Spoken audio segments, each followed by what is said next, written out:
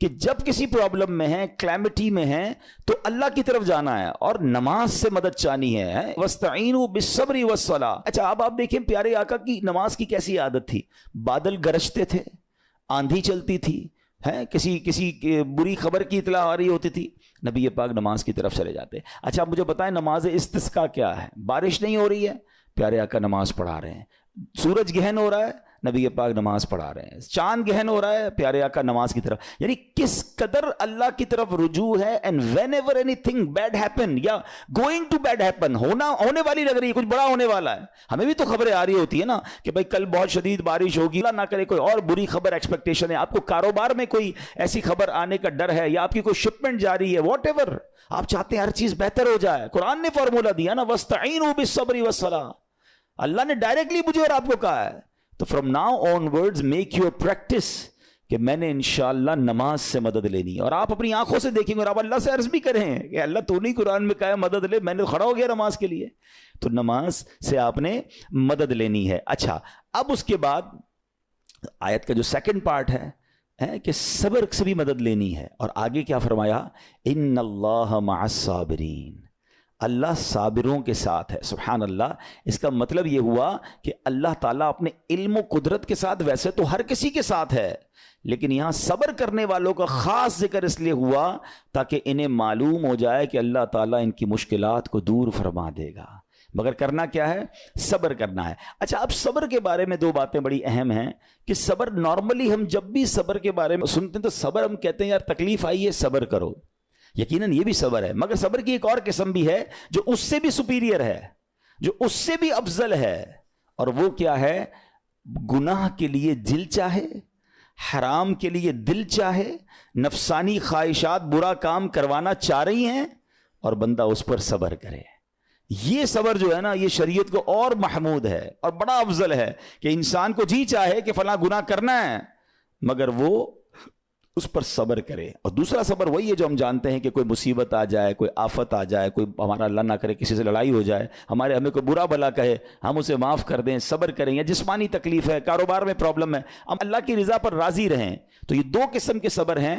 اور جب کوئی بندہ صبر کرتا ہے نا تو قرآن و حدیث اور بزرگان دین کے اقوال سے میں اب اس کو اس کے 10 فائدے بتانا چاہتا ہوں. میں کہتا جاؤں گا، آپ اللہ کے ذکر کی نیت سے سبحان اللہ بھی کہتے رہیں، جنت میں درخت بھی لگاتے رہیں. ٹھیک ہے؟ اللہ تعالیٰ صبر کرنے والوں کے ساتھ ہے. صبر کرنے والے کو اس کے عمل سے اچھا اجر ملے گا، صبر کرنے والے کو بے حساب اجر ملے گا. صبر کرنے والوں کی جزا دیکھ کر قیامت کے لوگ حسرت کریں گے. صبر کرنے والے رب کریم کی طرف سے درود و ہدایت اور رحمت پاتے ہیں. صبر کرنے والے اللہ کو محبوب ہیں. صبر آدھا ایمان ہے. صبر جنت کے خزانوں میں سے ایک خزانہ ہے. صبر کرنے والے کی خطائیں مٹا دی جاتی ہیں اور صبر ہر بھلائی کی کنجی ہے. اب آتے ہیں ان دونوں صبر کو تھوڑا سا ڈیفائن کرتے ہیں. ایک نفسانی خواہشات، گناہ کا جی چاہتا ہے، کیونکہ نفس ہے نا وہ تو ہر وقت موج مستی چاہتا ہے، وہ تو ہر وقت چاہتا ہے جناب بس یہ بھی کام کر لوں وہ بھی کر لوں. اب مجھے یہ دیکھنا ہے کہ میرا یہ کام اللہ کو راضی کرے گا یا رب کو ناراض کر دے گا. لیکن جو نفسانی خواہشات پر صبر کرتا ہے نا، گناہ سے اپنے آپ کو بچاتا ہے. قرآن کیا کہتا ہے؟ وَأَمَّا مَنْ خَافَ مَقَامَ رَبِّهِ وَنَهَى النَّفْسَ عَنِ الْهَوَىٰ فَإِنَّ الْجَنَّةَ هِيَ الْمَأْوَىٰ. اور رہا وہ جو اپنے رب کے حضور کھڑے ہونے سے ڈرا اور نفس کو خواہش سے روکا تو بے شک جنت ہی اس کا ٹھکانہ ہے.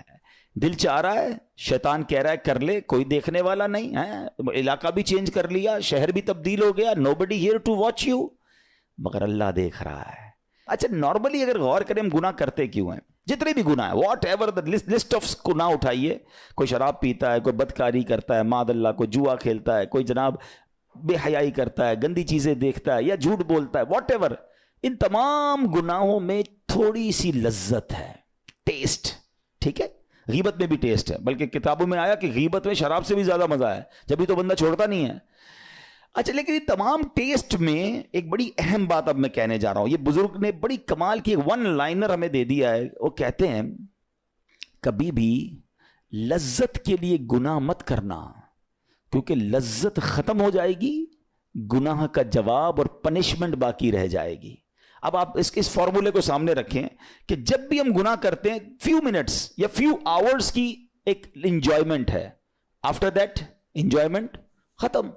مگر اس کا جواب باقی ہے, عذاب باقی ہے, اللہ نہ کرے اللہ ناراض ہوا تو پنشمنٹ باقی ہے. تو کیا فرمایا, انجوائمنٹ کے لیے گناہ مت کرنا, انجوائمنٹ ختم ہو جائے گی, عذاب باقی رہ جائے گا. اور اگلا سینٹنس کتنا خوبصورت ہے, فرماتے کبھی بھی تکلیف کی وجہ سے نیکی مت چھوڑنا, تکلیف ختم ہو جائے گی, اجر باقی رہ جائے گا. اب مثال دیتا ہوں, اس کی 2-3 ایگزامپل سمجھیے. گناہ کی ایگزامپل تو آپ سمجھ گئے کہ کوئی بھی تھوڑی دیر کا گناہ کرتا ہے, لذت پاتا ہے, وہ گناہ ختم, عذاب باقی. اب نیکی میں کیا ہوتا ہے, فجر کے لیے اٹھنا, نیند آ رہی ہے, دل نہیں چاہ رہا, آپ اٹھے, آپ نے وضو کیا, فجر پڑھا, وہ اٹھنے کی تکلیف تو ختم ہو گئی نا, واپس سونا ہے تو سو جائیے, مگر فجر کا اجر اور ثواب باقی رہ گیا ہے. رمضان کے روزے ڈیفیکلٹ ہیں, لیکن افطار کے بعد تکلیف ختم ہو جاتی ہے, ہم کھاتے پیتے ہیں, موج کرتے ہیں, مگر ثواب باقی رہ جاتا ہے. کبھی کبھی آپ کو کوئی مسجد کے میں بلاتا ہے, یار چلو بھائی بیان ہو رہا ہے, اجتماع ہو رہا ہے, کوئی نیکی کی بات ہو رہی ہے, نہیں یار دل نہیں چاہ رہا, آپ آ گئے, آدھے 1 گھنٹہ بیٹھے, پھر چلے گئے, وہ آپ کا جو ٹینشن تھا یا پریشر تھا وہ ختم ہو گیا, مگر ثواب باقی رہ گیا. تو اب اس فارمولے کو یاد رکھیے گا, جب بھی گناہ آپ کی طرف آئے نا, آپ سوچیں کتنی دیر کا فائدہ ہے. 1 گھنٹہ دوستوں کے ساتھ بیٹھوں گا, بری باتیں کروں گا, 2 گھنٹے فلم دیکھوں گا, 2 ڈھائی 3 گھنٹے, بس اس کے بعد جواب تو باقی ہے نا, قیامت تک اللہ کو جواب دینا پڑے گا. نہیں یار مجھے انجوائمنٹ کے لیے گناہ نہیں کرنا ہے. اور جب کوئی نیکی کا کام آئے اور آپ کو لگے یار دل نہیں چاہ رہا, مزہ نہیں آ رہا, بوریت ہوگی, چھوڑنا یار, تو بندہ سوچے کتنی دیر کی نیکی ہے, آدھے گھنٹے کی, 1 گھنٹے کی, بس 2 گھنٹے کی, اور ثواب باقی رہ جائے گا. Let's do it.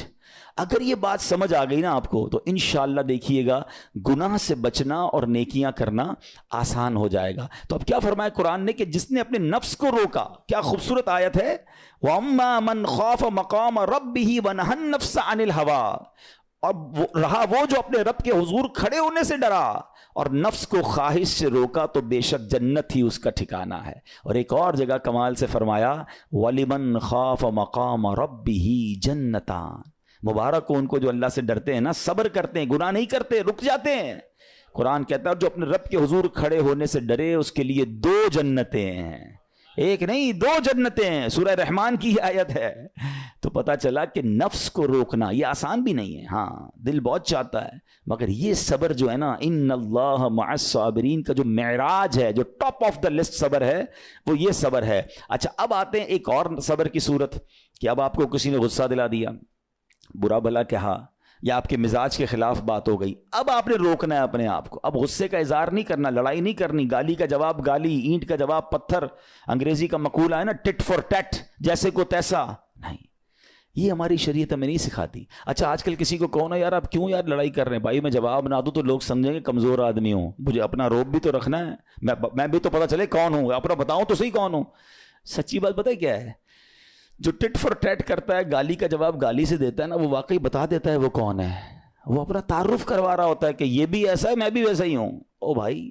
اچھا پھر ایک اور عجیب جملہ بڑا مشہور ہے آج کل, جناب ہم شریف کے ساتھ شریف ہیں, ہم بدماش کے ساتھ بدماش ہیں. مجھے آج تک سمجھ نہیں آئی یہ کون سا بٹن لگا ہوا ہے آپ کے اندر کہ شریف کے ساتھ آپ شریف ہو جاتے ہیں, بدماش آتا تو آپ بھی بدماش ہو جاتے ہیں. جناب والا, شریف آدمی شریف کے ساتھ بھی شریف ہوتا ہے, بدماش کے ساتھ بھی شریف ہوتا ہے. جب بھی تو وہ غلط آدمی اچھا ہوگا نا. نبی پاک علیہ الصلوۃ والسلام نے گالیاں سن کر دعائیں دی ہیں, پتھر برسانے والوں کو بھی دعائیں دی ہیں, مگر ہم تو تیار ہی رہتے ہیں, یار میں بتاؤں گا اس کو میں کون ہوں, ایک گالی دی ہے میں اب اس کے ساتھ پشتوں کو گالیاں دوں گا. تو پھر آپ بھی ویسے ہی ہو گئے نا جناب. حدیث پاک کیا ہے, ہو از مور اسٹرانگر, ہو از مور پاورفل. اللہ کے حبیب علیہ الصلوۃ والسلام فرماتے ہیں کہ بہادر وہ نہیں, یہ بخاری شریف کی حدیث ہے, بہادر وہ نہیں جو پہلوان اور دوسرے کو پچھاڑ دے, بلکہ بہادر وہ ہے جو غصے کے وقت اپنے آپ کو قابو میں رکھے. اصل بہادری یہ ہے. تو اگر آپ نے واقعی صبر سے مدد لینی ہے, ان اللہ مع الصابرین کا مجدہ لینا ہے, تو بدلے نہیں لینا ہے, معاف کرنا ہے. ذرا مل کر میرے ساتھ شب قدر کی دعا دہرائیے گا, اللہم انک عفو کریم تحب العفو فاعف عنی, اللہم انک عفو کریم تحب العفو فاعف عنی, اللہم انک عفو کریم تحب العفو فاعف عنی.